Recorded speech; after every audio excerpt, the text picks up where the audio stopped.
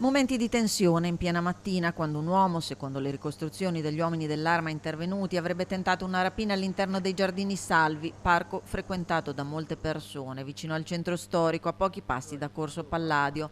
La pattuglia dei carabinieri, impegnata in un servizio di controllo del territorio, avrebbe sorpreso un cittadino egiziano di 29 anni armato di coltello mentre stava aggredendo un cittadino tunisino di 22 anni nel tentativo di sottrargli la bicicletta. Nonostante i tentativi degli uomini dell'Arma di indurlo a desistere dall'azione delittuosa, l'aggressore avrebbe mantenuto un atteggiamento ostile e pericoloso. Per garantire la sicurezza dei presenti e interrompere l'aggressione, i carabinieri si sono visti costretti a utilizzare il taser in dotazione. L'uomo, regolare sul territorio nazionale ma senza fissa dimora e incensurato, è stato arrestato in flagranza di reato per tentata rapina aggravata e lesioni personali e condotto presso la casa circondariale di Vicenza in attesa dell'udienza di convalida.